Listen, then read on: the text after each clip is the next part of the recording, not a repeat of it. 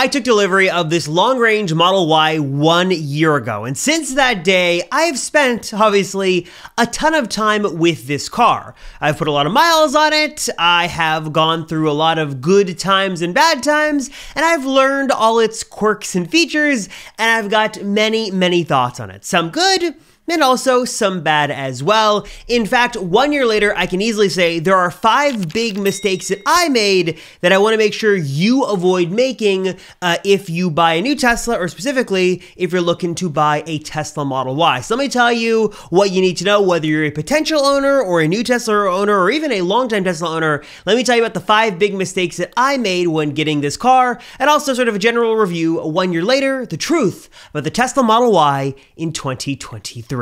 And a huge thanks to Masterworks for sponsoring this video. So to kick things off, for starters, let's talk specs. So my configuration of the Model Y here is the long-range model with a few important changes that I do want to talk about. I opted to go for the red multi-coat paint. That was a whopping $2,000 premium. That is the most expensive paint option you can do on the Model 3 and Model Y. And I also opted for the larger 20-inch wheels. I love the look of the black, larger Induction wheels. These are 20 inches, and also, like the paint, they're also an extra $2,000 and will reduce your range by about 12-ish miles from the standard 19-inch Gemini wheels that come stock with the car. I didn't change any other aspect of the car, went with the standard black interior, didn't add full self-driving or enhanced autopilot, and as a total here, it was $4,000 worth of upgrades, and the total price of this configuration at my time of delivery was $64,400. And it pains me to say this because today, with recent price discounts from Tesla and other incentives taken into account,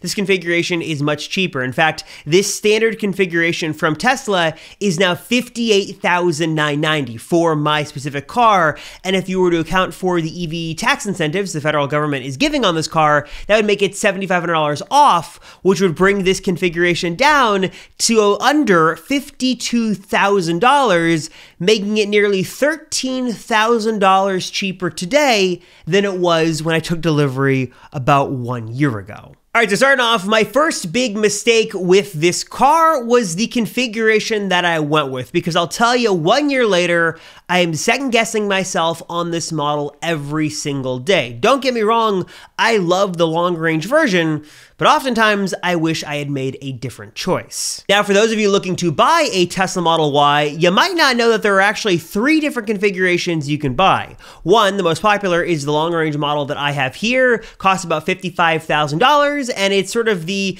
standard model that Tesla sells and has an EPA estimated range of 330 miles and a 0 to 60 time of 4.8 seconds. Now, stepping up from that model is the performance model for about $4,000 more, and for that price, you get a greater top speed, a 3.5 second 0 to 60 time, 21-inch beautiful Uberturbine wheels that look incredible, and upgraded performance brakes, and I believe better suspension as well. You are losing about 27 miles with those performance upgrades and those bigger wheels, but I do think for many, it is well worth it for the look of this car. Now, when I had run the numbers about a year or so ago, I think the difference between my long-range configuration and a performance config was about $80 a month more to go with the performance from the long-range version, and I would totally be lying if I didn't tell you, to be quite honest, I think about or regret this decision like at least once a week. Every couple of days, I fantasize about what it would be like to own that performance Model Y with the Uberturbine wheels and the faster speed, better performance.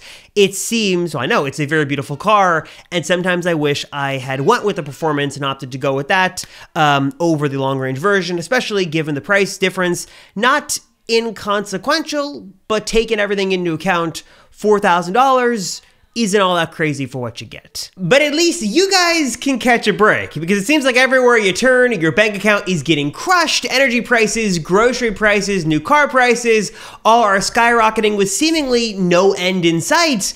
It's easy to see why financial experts are calling 2023 the lost year of wealth. Take this stunning survey, for example. It revealed that more than half of Americans who make 6 figures are now living paycheck to paycheck. I mean, that is just mind-blowing. Even college-educated young people with high-paying jobs are struggling to do basic things these days, like pay for the rent and car payments. And combine that with the tens of thousands of people laid off in just the last few months, and it's clear that a financial storm is brewing, and nearly nobody nobody is safe. But if you think tech titans like Elon and hedge fund CEOs are letting their money waste away solely in savings accounts and sitting in the stock market, you definitely need to think again. In all reality, they're pouring hundreds of millions in assets that aren't necessarily correlated to the stock market, because even if the stock market flatlines this year as they expect, these low correlation assets can continue to climb higher and higher. But the big question is, how can we easily invest in low correlation assets? I actually spent a lot of time digging into this and trying to do my best to find out all you need to know. And according to a recent report by Citibank, the asset with the lowest correlation to the stock market of any major asset class was actually, believe it or not, contemporary art. That's right, contemporary art prices have more than doubled the S&P 500 total return over the last 26 years. Now, as you probably imagine, this market used to be extremely hard to get into, but luckily I have got the perfect solution, and that is Masterworks. It's the platform that lets you invest in multi-million-dollar paintings without breaking the bank. In fact, Masterworks paid out tens of millions of dollars to their investors last year, and that's not like some sort of one-off. Every Masterworks exit to date has returned a profit to investors like you. Just take a look for yourself at this performance. The results certainly speak for themselves. Now, with those kinds of results, Masterworks has seen over 650,000 investors try to get access to their platform. There is a wait list, but luckily for you guys, I've got good news. I reached out to Masterworks, I partnered with them to give you all VIP access to their latest offerings. So if you want to skip the wait list and start using Masterworks right now, which you really should, hit the link right down below in the description, skip that wait list, and get instant access to Masterworks today. Now is obviously a very important time, more important than ever, that you diversify your investing, and Masterworks, again, is making this so simple, so easy, and you can get started right now by skipping that wait list. Hit the link right down below in the description to learn more, and check out Masterworks for yourself today.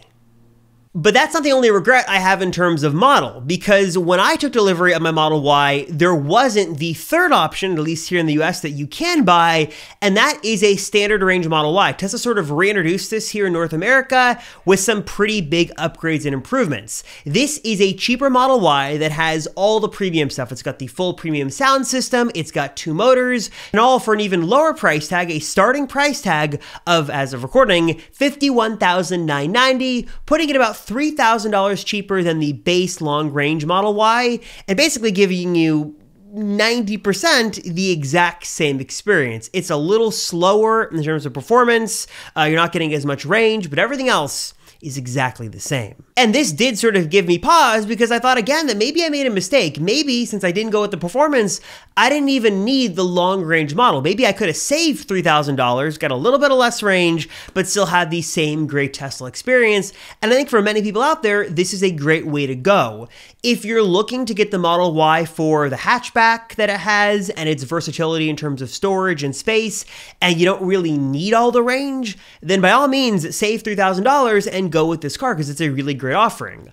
But if you do care about range and you want a little bit more speed and stuff like that, then the long range is certainly a good way to go. Though again, I will say, I regret not getting the performance model. I think it looks really, really nice. I love those Uberturbine wheels, the brakes, the suspension, all that's great. Just let me be a cautionary tale. If you're on the fence, if you're like, should I go long range or performance? Go performance. Do not give it a second thought. All right, moving on from that, the second thing that you need to know is that you can actually unlock features on your Tesla, specifically your long-range Model 3 or Model Y, and sort of turn it into a performance model. Kind of. Tesla does sell a special upgrade for long-range models called an acceleration boost. That software unlocks extra speed on your car, sort of to put things very simply. You can find it in the Tesla app. It costs $2,000, and it'll take your 0-60 time from 4.8 down to 4.2. So if you're looking for a little bit more of that throw you back in your seat energy, you might just want to look at that acceleration boost. I haven't done it for $2,000. I'm thinking about it. It's sort of a lot of money to spend, but if you do want that and you don't want to spend, maybe you're looking for a compromise between the performance and the long range. If you want to spend $2,000, that acceleration boost does exist. I should also mention that one of the other upgrades that Tesla does make available after the fact is the upgrade to full self-driving, or even today, enhanced autopilot if you don't have that on your car. And I'll sort of show the differences on screen. EAP gives you one set of features, full self-driving gives you another. And for a while, I had regretted not getting the full self-driving system, but then, now sort of thinking about it more with the subscription, this makes so much more sense. And again, I've said this before in many videos, but I'll say it again, I think for 99% of people out there, for you watching these videos, the full self-driving subscription makes so much sense. Not only is it significantly cheaper, $200 a month, cancel anytime, versus $15,000 all up front, but also the fact that you can, like I said, you can use it when you want to, cancel when you don't want to. The break-even point on that is probably way better to spend $200 a month for years than to spend $15,000. I'm sure someone can do the math on when that evens out. But basically, you sort of get all the advantages of that system when you need it, and you don't have to pay for it all the time, because I think what many have found, including myself, in that sort of that group, is that it's nice to have those features like on long road trips and stuff like that, but most of those features aren't ones you'd use every single day. And I'll say that in, full self-driving beta excluded, if you just love things like navigate and autopilot and auto lane change and stuff like that, sort of autopilot plus, for example, then I'd save the money and go with enhanced autopilot, because that's going to give you sort of the features you care about for a much less significant price. One of the other areas I made plenty of mistakes in when getting this car was with accessories. Sort of the world of Tesla accessories is like a vortex you can get sucked into. It's like you do all this research on the car and which model to get and the color and configuration, and then you buy it, and then you go down the rabbit hole of accessories, and I should buy this and this and this. Trust me, I've bought many different accessories for my Tesla, and I've also had sent many different accessories to try out, and I can tell you, after going through everything, there are actually only a handful of accessories that I actually use in my car every single day that I think are actually worth buying. You can go down the rabbit hole and spend hundreds of dollars on accessories, but there are only a couple, in my opinion, that are actually worth it, at least the ones I use on my car. Honestly, I'd also say as well that if I could go back and start from the beginning, I probably would have opted for PPF on my car, mainly due to the fact that I am driving this on Southern California freeways, and there's always debris in the road and stuff hitting the car and stuff like that. I've got plenty of different scratches and dings and dents on the paint over time. I will leave linked down below Drive Protected. They've sponsored a number of videos on this channel. They're a great partner. They're not sponsoring this video, but they sell DIY PPF kits that they actually sort of expertly craft the PPF kits, and they cut them out and then they send them to you and you can sort of install it yourself. I am a novice. I even did it. You can actually do this if you've never done it before. So if you are looking to get PPF on your car, but you're not looking to spend like thousands of dollars to have someone do it, you can do it yourself if you have a little time and patience. I'll leave that info down below. Again, not sponsoring this video. They have sponsored other videos on this channel. They're really awesome. They've been wonderful to work with. I did it myself and I can vouch for it. Definitely something I wish I had done sooner, and a mistake I made really was not doing PPF like the first couple of days I had the car. All right, and the final mistake that I made, and I think many are currently sort of maybe in the process of making right now or about to make, is whether you should wait or you should buy now. When I bought my car, I sort of got stuck into this loop where it was right in between the 2021 and 2022 refresh. So there are some features that I'm missing on my car. I do not have the AMD Ryzen processor. I don't have heated wipers. I don't have double pane back windows. There are a number of features that I'm missing on my car that I could have had if I had just waited a couple of weeks. And there's always the thing that, if you wait for this, you could get this and that. I mean, you never know what you're going to get and when it's going to come.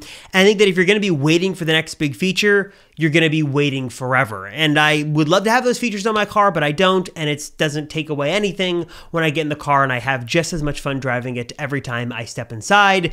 Though there's a bigger sort of question now, because there are some higher stakes with the Project Highland refresh rumors, and also Tesla's Hardware 4 that is now extensively leaked and does look like a pretty significant upgrade from Hardware 3 that is on current cars. All right, everyone, so I'm curious, what are your thoughts on these mistakes? Have you made mistakes for yourself? I mean, sort of a mishmash general video here. I love the Model Y. I've made some mistakes, but also I sort of wanted to talk through general mistakes. Let me know your thoughts down below, and as fellow Tesla owners or potential Tesla owners, give your advice down below. Let's give some potential Tesla owners some advice from us who own the car, and any potential owners who are watching this video, feel free to ask questions down below, because we've got many seasoned Tesla owners down below in the comments who are happy to help and answer any questions you might have and sort of help you avoid some mistakes that they have made.